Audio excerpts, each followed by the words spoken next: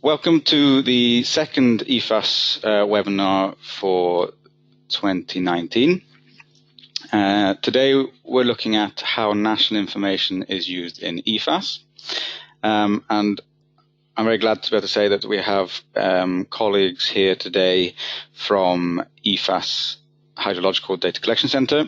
Mercedes, she can present herself when she begins.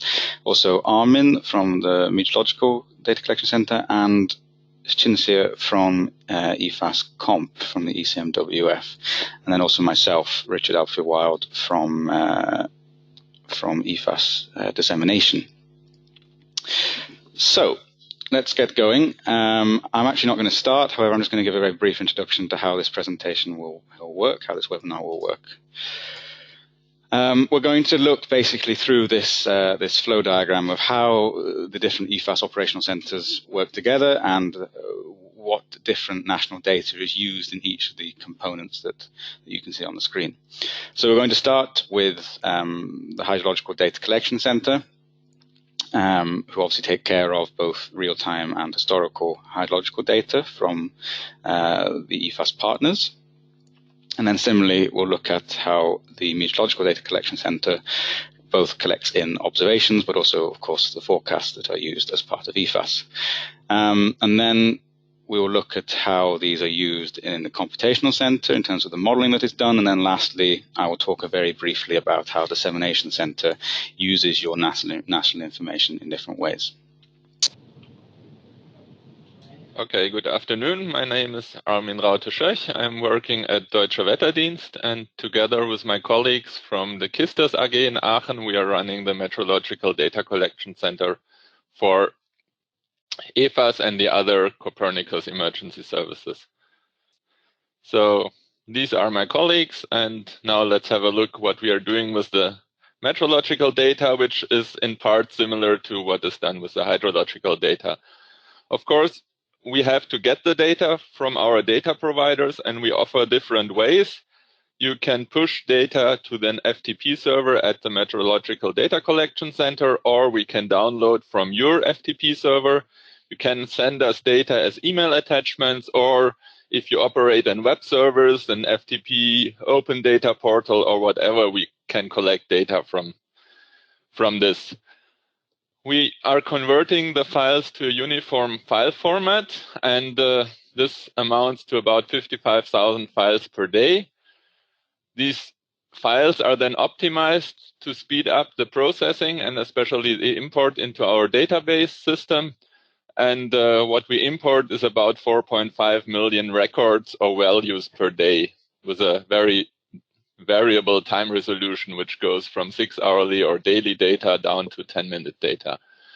During the import, we convert units like knots to meters per second for wind, Kelvin to degrees Celsius, or other necessary conversions.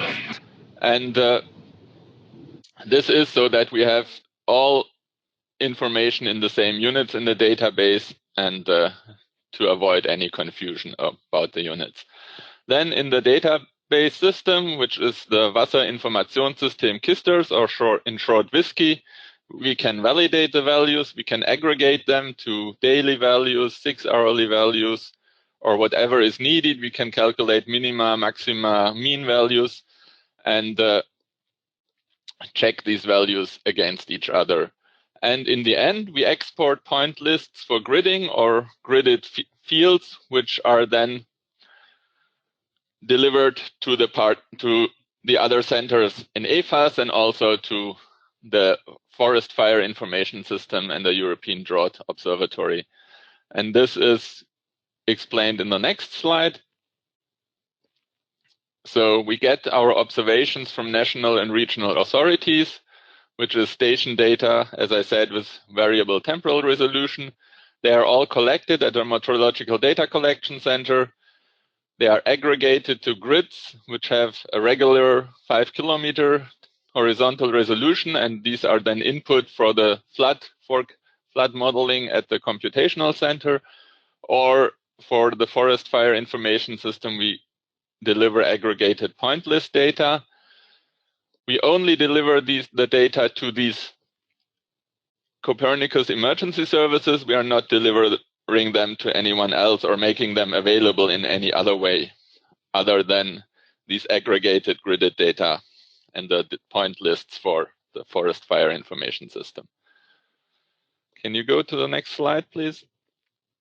These are the parameters that we collect and validate. Of course, the first and foremost parameter is precipitation, as we are talking about flood forecasting.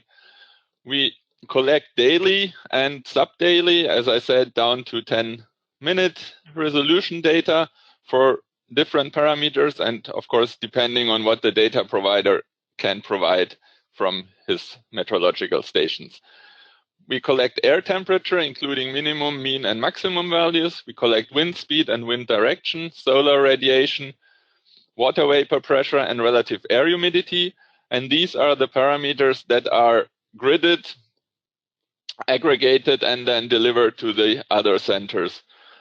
We also collect dew point temperature, cloud cover, evaporation, and sunshine duration data, but these data are at the moment not used for further processing or further evaluation. But they are validated and they are available if in the future we have need for them, or if we want to use them for some validation exercise. As shown by the Hydrological Data Center, of course, all these data coming in, these 4.5 million values every day, have to be invalidated, and this has to be that has to rely on automated data validation, because there is such a huge amount of data, and we need the result pretty quickly after the data is reported to the Meteorological Data Collection Centre. So we have an automated system, which is within the WSKI database installation. And afterwards, we are having a manual look at the results of the validation. So here on the left side, you can see daily precipitation totals. So the darker a point is, the more rain there was in the last day. And on the right side, you can see the quality code. Red are stations that did not deliver a value. Green are values that are judged to be reliable. And there's one yellow point, and that is a station which delivered a very high precipitation total, as you can see in the left graph. And this was flagged as invalid value. And the reason for this problem is that there was a coding error in the message that we got. So we got an precipitation total of more than 990 millimeters per day, which is not what was intended to be coded. And of course, we do this also for the other parameters, but this is just one example to show how we are doing that. And if we find problems with stations that are persistent, where there's not only one wrong value, but more, then we also try to find the reason and to alert the data providers if they want to have this alert. And then in some cases, we were quite successful in finding the reason and then also getting corrected data or to flag this period as unreliable. So the WSKI system provides built-in validators which check the data when they are copied from the original time series, which just has the data as it was delivered from the data provider. And then there are several other derived time series which do the validation and then the aggregation to get to the daily values or 6-hourly values that we need in the end. What we can do for validation is a threshold, so minimum, maximum, like precipitation should never be smaller than 0, relative humidity should never be larger than 100%, and these kind of checks. We also do a difference to previous, which is kind of rate of change validation for temperature, where you cannot have a temperature change of more than 10 Kelvin per hour, for example, or a larger threshold for if the time resolution is coarser. And we do a temporal consistency, so we are looking for missing data. If we know that the station should report hourly data and then 1 hour is missing, this is also detected. And we can do a cross-validation, for example, dew point temperature versus temperature. There has to be a certain range. They cannot vary totally independent of each other. Of course, the defined thresholds must balance between the real extremes that can occur, especially for precipitation, there's a large range of values that are possible, and wrongly coded data, like the precipitation of more than 990 millimeters per day, or wind speeds of 99 meters per second, or temperatures of minus 99 degrees Celsius, which are wrongly coded values or instrument malfunctions. We use one threshold value for all stations in the EFAS domain, and for the difference to previous, this also has to balance between the possible changes per period and what may occur in wrongly coded values. So temperature can change rapidly if there's a frontal system. Usually it changes very slowly, and if you during summer have temperatures around 20 degrees and suddenly your sensor reports 0 degrees, then something is wrong, and you can detect this by comparing the current value against the previous value. We also have a strategy of worst quality winds, which means that if during one day we have one value that we judge suspect or invalid, then the whole daily mean or daily precipitation sum is judged as invalid and is not used for the further grids or point lists. This is done because we cannot really judge automatically the influence of one wrong value on the result. And sometimes the derived value would still be okay. If you think about maximum temperature and the wrong value is a very low one, then you would still get the right value, but this is not as it is designed at the moment, because the wrong value could in fact, or could have been the highest value or the maximum temperature. Next slide, please. And this is the distribution of our stations in the EFAS domain. You can see that it varies quite a lot depending on where you are. Some countries have a lot of stations and others don't have so many.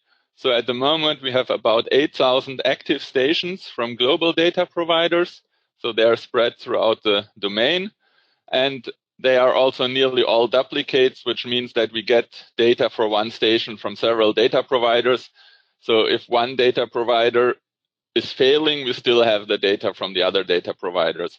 In addition, we have about 4,600 active stations from national and regional data providers, so national meteorological services or regional river authorities. And we also have 1,300 grid points that come from gridded radar precipitation data sets over Switzerland, and combined radar and model system in Austria, which also gives us gridded temperatures in a high horizontal resolution. In addition to these about 14,000 active stations, we have 27,000 inactive stations. An inactive station means we have data in the period of interest, which is from 1970 to present, but currently the station is not reporting data. But we can use this for calculating climatologies or for comparing data in certain areas where you had a station maybe in the 80s, and then later it was moved by some kilometers, and now it has a new station number and it produces values, but you could still compare what the values were if you have an overlap between the old and the new station. But currently there are 14,000 stations, and we still have some regions where we would like to get more data. Next, please. So just to give you an impression how the result looks in the end, these are screenshots from our web interface. You already saw daily precipitation with the dots, the station data, and the background is the gridded data, which is then delivered to the computational center. You can see that we have maximum temperature, minimum temperature, mean wind speed, the water vapor pressure, and solar radiation. So these are all daily grids. And on the next slide, you see some examples for 6-hourly data, which we do at the moment for precipitation. That's on the left side, and you can see how a precipitation front moves in over northern Spain, Portugal, and the British Isles. If you go from top to bottom, it moves further to the west during these 6-hourly time steps. For temperature, the difference is not as big, but what you also can see is then mainly the daily cycle of temperatures, with colder temperatures at night and warmer during the day. You can also see that at the moment the coverage is a little bit different on the different time steps, but that's because the 6-hourly data is still in a test system. So the latest grids, so the two in the lower right bottom, they are produced before all big data providers have delivered all data, and that's why there is so few data in Northern Africa and in the eastern part of the EFAS domain. This is just the result of how it is done at the moment, and if we calculate historical grids, that would be better, because this is just an effect every time a grid is created for the first time. And when we recreate it 5 days backwards, as we usually do with the daily temperature and the daily grids, then these values will be filled up as soon as they are available in our database. Yeah, and that is about all I can tell you about the Meteorological Data Center. And as with the Hydrological Data Center, please feel free to ask questions in the end. Thank you.